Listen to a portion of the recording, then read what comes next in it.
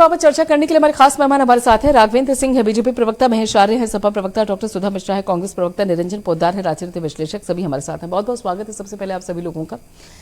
निरंजन पोद्दार जी, इन परिस्थितियों को आप किस तरीके से आकलन करते हैं इनका, जिस तरीके से प्रत्याशियों को लेकर अभी तक तस्वीर साफ नहीं हो रही है? हालांकि दलीलें यहाँ पे सभी सियासी दलों के प्रवक्ताओं की अपनी अपनी है, लेकिन आपका आकलन क्या कहता है? देखिए प्रियंका जी, आपको मैं पहले तो आपको एक अलग चीज बताना चाह रहा हूँ कि जिस तरीके से जो प्रत्याशियों के चयन की प्रक्रिया है, जितना मैंने देखा है भारतीय जनता पार्टी की जो चयन की प्रक्रिया है प्रत्याशियों की, उस प्रक्रिया के अंदर इनके तीन जगह के इनके सर्वे होते हैं। और ये भी मैं आपकी जानकारी के लिए बता दूं कि भारतीय जनता पार्टी ने लगभग अपनी सीटों के ऊपर अपने प्रत्याशियों के नाम तय कर चुके हैं। ये बहुत पहले तय कर चुके हैं। पहले इन्होंने जिस तरीके से जोश और खरोश के साथ और बिल्कुल जिसको कहते हैं एक लबोलवाब के साथ इन्होंने 195 प्रत्याशियों की सूची जारी करी। उसके बाद भी इन्होंने एक दूसरी सूची जारी करी, लेकिन कहीं ना कहीं इसके अंदर जो जिस तरीके से इनके कुछ त्रुटियां इनसे रह गई। और मेरे को ये भी समझ में नहीं आ रही कि जहां तीन जगह से इनका सर्वे होता है, कि इनके संगठन मंत्री सर्वे करवाते हैं, वो सर्वे आता है आरएसएस केंद्र के द्वारा। एक इनके राष्ट्रीय अध्यक्ष सर्वे करवाते हैं, वो आता है संगठन के द्वारा। एक इनका आईटी सेल है या यूं कहें कि नमो ऐप के द्वारा सर्वे होता है। और फिर सारे सर्वे में से तीनों जगह से एक प्रत्याशी चयन किया जाता है। और उसके बावजूद भी इनके यहाँ कुछ त्रुटि हो गई, चाहे वो पवन सिंह के मामले में देख लीजिए, चाहे वो और बहुत सारी जगह जहाँ पे आपने देखा होगा कि कई जगह ऐसी हुई कि भाई जो इन्होंने नामों की घोषणा की और उसके बाद में कहीं ना कहीं बंगले घूमते हुए दिखे। तो अब इनको, मुझे ऐसा लग रहा है कि बाकी के जो प्रत्याशियों की जो घोषणा है, भारतीय जनता पार्टी उनके ऊपर एक बार दोबारा से पुनर्विचार करना चाह रही है, या कहें कि उनके ऊपर दोबारा से पुनर्विचार किया जा रहा है। वो केवल इसलिए कि प्रत्याशी घोषित होने के बाद में कहीं कोई असंतुष्टि होती है या कहीं किसी प्रकार की कोई किरकिरी होती है, तो इससे पूरे चुनाव का एक मोमेंटम होता है, उस मोमेंटम पे भी फर्क पड़ता है, केवल एक सीट पे ही फर्क नहीं पड़ता है। तो इसलिए मुझे ऐसा लग रहा है कि भारतीय जनता पार्टी के प्रत्याशियों की सूची पर पुनर्विचार चल रहा है।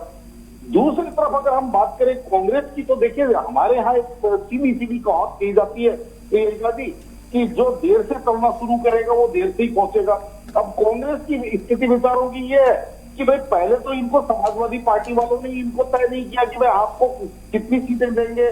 और आपको कौन कौन सी सीटें देंगे। कांग्रेस कुछ और सीटें मांग रही थी, कुछ अलग सीटें मांग रही थी, लेकिन समाजवादी पार्टी ने कलाई मरोड़ करके जितनी सीटें दी उतना इनको संतुष्ट होना पड़ा, उतने पे इनको सहमत होना पड़ा और खुशी जतानी पड़ी। ये बात क्यों कह रहा हूँ? देखिए प्रियंका जी, निश्चित रूप से आप इस चीज को समझेंगी कि जिस तरीके से राहुल गांधी जी भारत जोड़ो न्याय यात्रा लेकर के चले और उसके बाद में बैक टू बैक हर एक राज्य उनको धक्के लगते चले गए, और इधर उत्तर प्रदेश आते आते उनको ये लगने लगा कि कहीं ना कहीं समाजवादी पार्टी भी इनको ठेंगा दिखाने की स्थिति में है। ये बात तो सर्वविदित है, क्योंकि अखिलेश जी ने बातचीत के दौरान ही अखिलेश जी ने ट्वीट कर दिया कि कांग्रेस को हमने 11 सीटें दे दी, कांग्रेस 11 सीटों को मान गई है,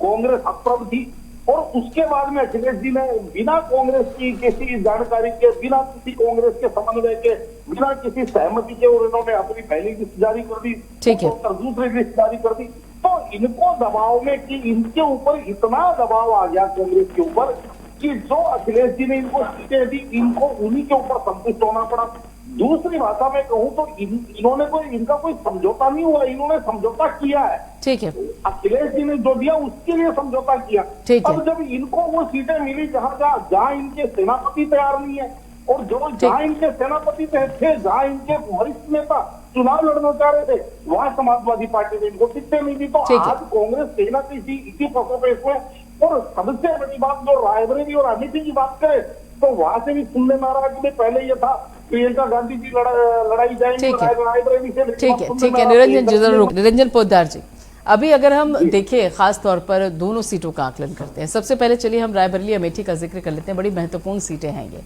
और अपने आप में, हालांकि सुधा जी कह रही हैं कि देखिए संभावनाएं बनी हुई हैं और राहुल गांधी और प्रियंका गांधी हो सकता है कि वहां से ताल ठोकते हुए नजर आए, लेकिन जिस तरीके से वायनाड को लेकर ऐलान कर दिया गया और अमेठी और रायबरेली अभी तक वेटिंग लिस्ट में है वहां की जनता की, कब कोई आएगा, कब वहां से चुनाव लड़ने को लेकर उनसे संपर्क करेगा, तो ये जो वेटिंग लिस्ट है आपको लगता है कि संभावनाएं सकारात्मक दृष्टिकोण से हैं या नकारात्मक दृष्टिकोण से हैं? जो सर्वे हुआ उस बाबत क्या लगता है आपको? नतीजा शायद मन मुताबिक नहीं मिला है, जिसके चलते अभी भी इसको वेटिंग जोन में रखा हुआ है। वही एनडीए की अगर हम बात कर लें, ओपी राजभर के भी हौसले बढ़ते जा रहे हैं। 2 मिली थी, कह रहे थे कि देखिए 2 और दीजिए हमको। देखिए प्रियंका जी, दोनों बातों का जवाब देता हूँ। पहली बात तो आप ये समझ के चलिए कि जो गांधी परिवार का जो सदस्य है, चाहे वो राजीव गांधी, राहुल गांधी जी हो, चाहे प्रियंका गांधी जी हो, चाहे सोनिया गांधी जी हो, कांग्रेस कभी भी नहीं चाहती कि इनको किसी भी प्रकार की कोई खरोंच आए, यानी कि राजनीतिक रूप से बोल रहा हूँ, राजनीतिक रूप से किसी भी प्रकार की खरोंच आए। और इस हिसाब से 2019 के अंदर जो अमेठी की सीट के ऊपर राहुल गांधी जी फिसले और कहीं ना कहीं आप ये समझ लीजिए स्मृति ईरानी ने उनको वहां से शिफ्ट कर दिया, तो निश्चित रूप से आप ये मान के चले कि इस बार कांग्रेस ये रिस्क उठाने के लिए बिल्कुल तैयार नहीं है। और दूसरी तरफ जिस तरीके से सोनिया गांधी जी आज की तारीख में स्वास्थ्य को लेकर के थोड़ी सी परेशान चल रही है, या ये कहें कि उनकी जो आयु सीमा है वो उनको इस चीज की इजाजत नहीं दे रही कि वो सक्रिय राजनीतिक रूप से चुनाव लड़े और चुनाव लड़ करके और रायबरेली से संसद में जाए। तो इसलिए उन्होंने अपने स्वास्थ्य को ध्यान में रखते हुए उन्होंने राजस्थान से वो राज्यसभा चली गई है।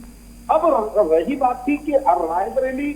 प्रियंका गांधी जी को लड़ाने की बात थी, लेकिन सुनने में जो आ रहा है कि प्रियंका गांधी जी ने रायबरेली लड़ने से मना कर दिया। उसका कारण ये है क्योंकि प्रियंका गांधी जी ने जिस तरीके से कांग्रेस ने 2022 के विधानसभा चुनाव में प्रियंका गांधी जी को उत्तर प्रदेश में उतारा, और ऐसे प्रदेश में उतारा जहां उनका कोई आज की तारीख में संगठन आधारित कोई संगठन नहीं है। आज की तारीख में उत्तर प्रदेश के अंदर जो मुख्य विपक्षी दल है उसके ऊपर, यानी एंटी बीजेपी वोटों के ऊपर समाजवादी पार्टी कब्जा करके बैठी हुई है। तो कहीं ना कहीं प्रियंका गांधी जी को बिना संगठन तैयार किए, बिना वहां पे नेटवर्किंग किए और प्रियंका गांधी जी को एकाएक उतार करके और या मान के चलिए राजनीतिक रूप से खर्च कर दिया। तो अब प्रियंका गांधी जी, मेरा यह मानना है